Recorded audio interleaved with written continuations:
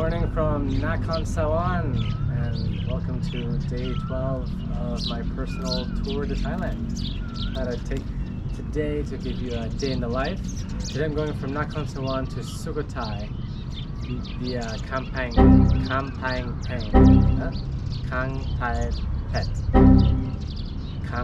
Pet, which all in all should be about 210 kilometers. It is the longest ride of the entire journey.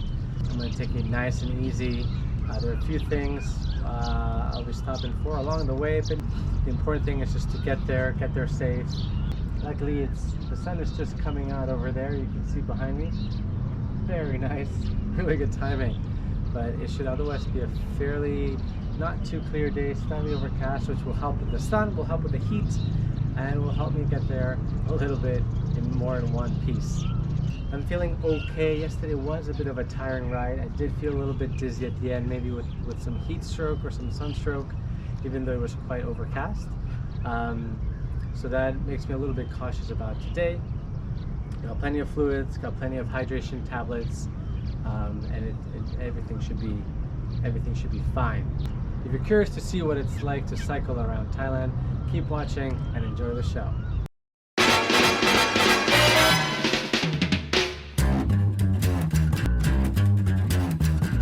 I think it's time we blow this scene.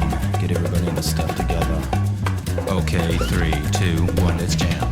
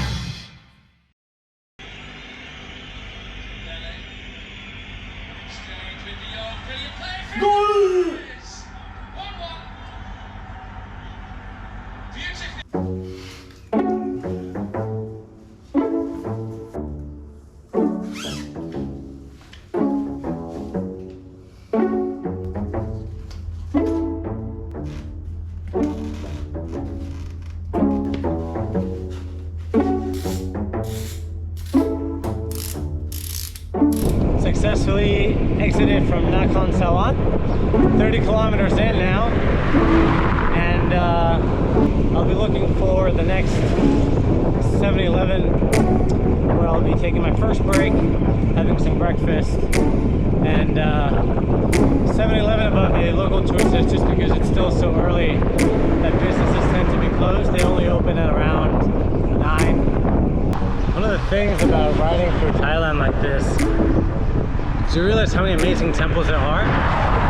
Like, you'll just be riding through the middle of nowhere and there'll be these massive temples shimmering with gold and silver from the sun, and it's incredible. But it also makes you think, like, who is this for? Like, who are all the people who are coming here to pray? How is this funded? And it's been a super cool discovery. See if I can find any more to show you.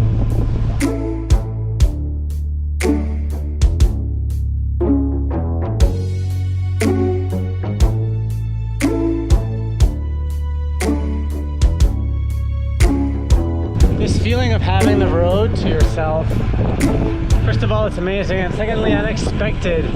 Everyone had been telling me about all the traffic and how crowded it was going to be.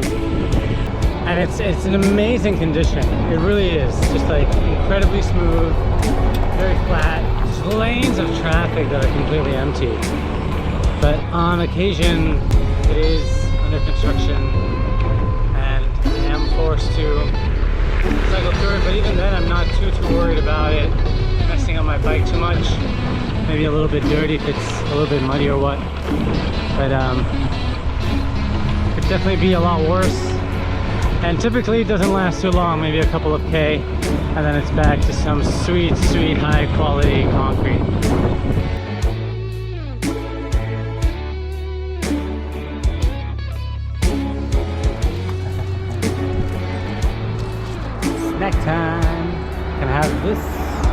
2. Time for snack number 2 at 80 kilometers. Going well, keeping a good pace.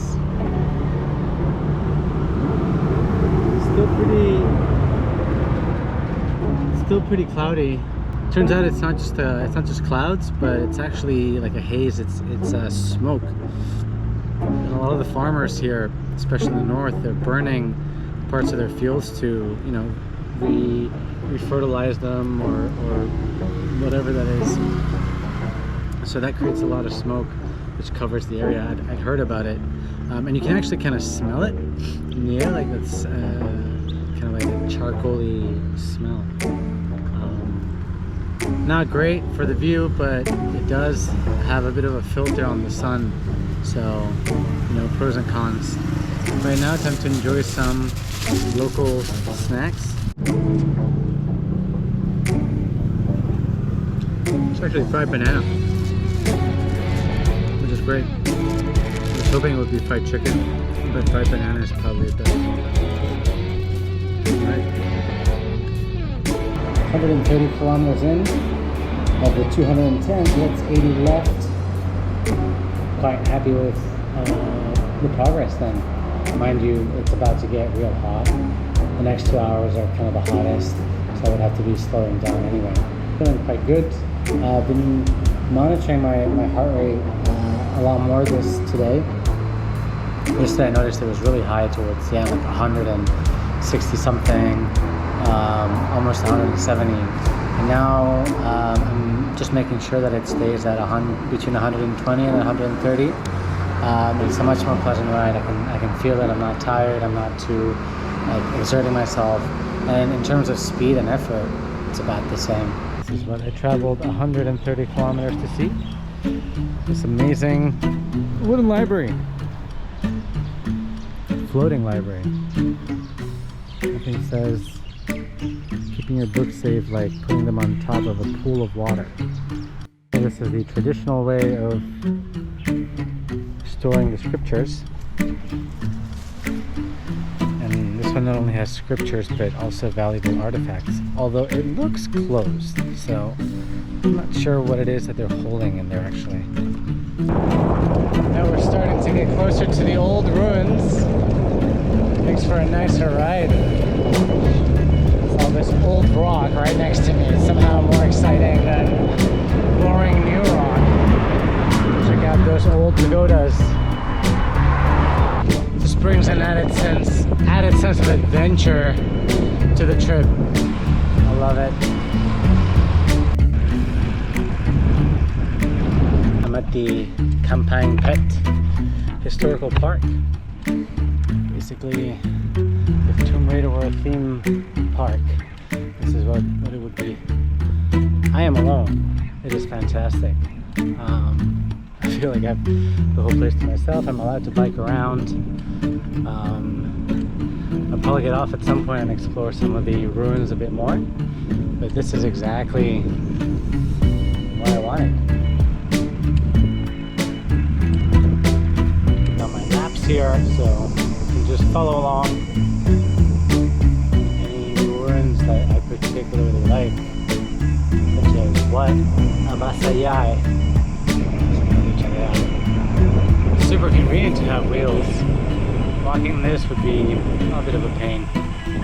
Check out these very useful covers for my cleats. Just slip them on, and you can now walk around without worrying about ruining my cleats. I'm just gonna leave the bike here, there's literally no around.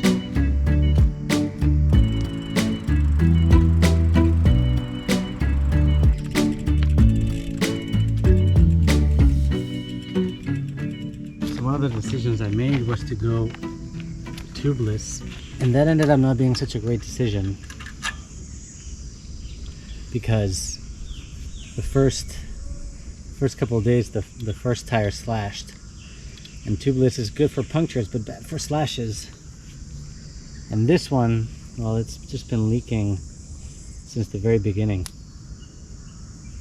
and so every now and then, just like I need to eat, this tire needs a little bit of gas.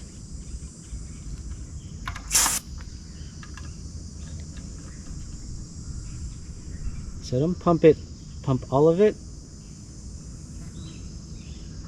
Just a bit.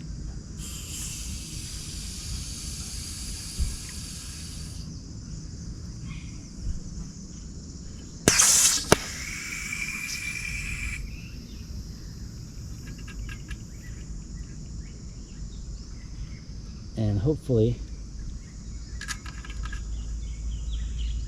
that gets me to Sukhothai. I'm being very cheap here and I'm actually hanging on to the rest of the air, which is probably highly inadvisable. But then tomorrow morning, before I leave, I can give it a top up.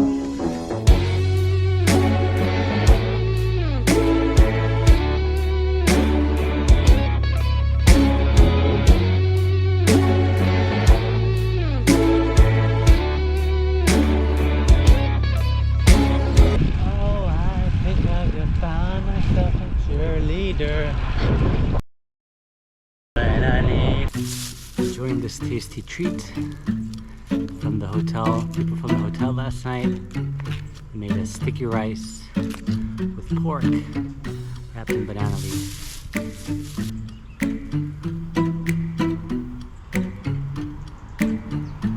I gotta say, after almost 200 kilometers, my bum is sore.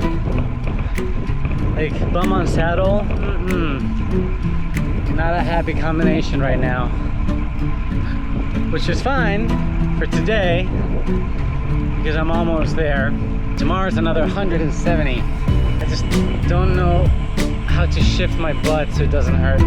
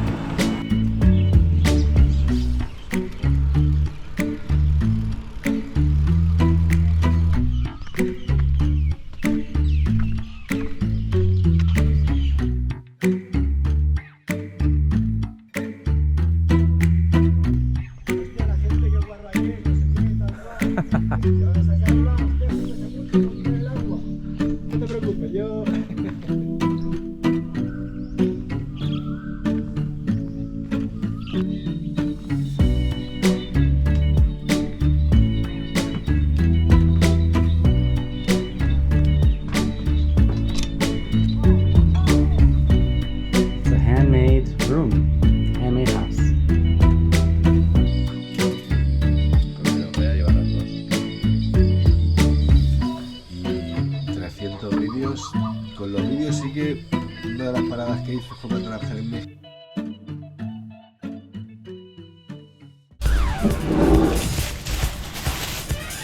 Last day of the ride today, 170 kilometers to Chiang Mai, an incredibly high uphill of 1,000 plus meters, but very excited to reach my final destination. Feeling a bit emotional, to be honest. I think it's going to be a great capstone to an amazing trip. In the meantime, enjoying a very quick traditional breakfast with some meat skewers, some pork skewers, and some sticky rice before hitting the road. Let's go.